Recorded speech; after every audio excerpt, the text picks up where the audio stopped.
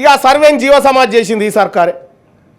ఆ సర్వేని జీవసమాజ్ చేసి కొత్త సర్వే తెచ్చింది. కొత్త సర్వేకు తండ్రి ఎవడో తల్లి ఎవడో అసలు ఈ సర్వేలో పుట్టింది ఏందో తెలియదు. నేను ఒకటి డిమాండ్ చేస్తున్నా సార్ ఈ రాష్ట్ర ప్రభుత్వాన్ని, సర్వే లెక్కలు బయటపెట్టు, కులాల వారీగా బయటపెట్టు, నియోజకవర్గాల వారీగా బయటపెట్టు, మండలాల వారీగా బయటపెట్టు, గ్రామాల వారీగా బయటపెట్టి ఆ గ్రామ పంచాయతీ దగ్గర నువ్వు ఈ పోస్టర్ అంటించి ఇగో ఈ గ్రామంలో ముదిరాజులకు ఇంతమంది ఉన్నారు, యాదవులకు ఇంతమంది ఉన్నారు, కుర్మలకు ఇంతమంది ఉన్నారు, నాయి బ్రాహ్మణులకు ఇంతమంది, రజకులకు ఇంతమంది ఉన్నారు, లెక్కేయి సార్.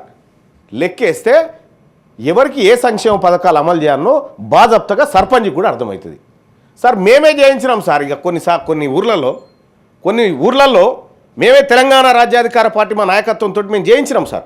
చేయిస్తే చాలా షాకింగ్ లెక్కలు ఉన్నాయి సార్, చాలా షాకింగ్ లెక్కలు. ఇవాళంటే బీసీలంతా అవేర్నెస్కి వచ్చి ఇవాళ లోకల్ బాడీ ఎలక్షన్లో కానీ అక్కడ ఓపెన్ స్థానాల్లో గట్టిగా పోటీ చేసి మెజార్టీ స్థానాలు కొట్టుకో ఇవాళ చైతన్యం వచ్చింది కాబట్టి సార్.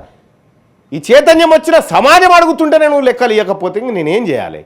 ఎవరి కోసం సార్ మేము ఆ వర్గాల నుంచి గెలిచినటువంటి వాళ్ళము, ఆ వర్గాలకు జరగాల్సిన న్యాయం గురించి నేను మాట్లాడాలి కదా సార్. మాట్లాడితేనే ఈ ప్రభుత్వం ఇయ్యదు సార్.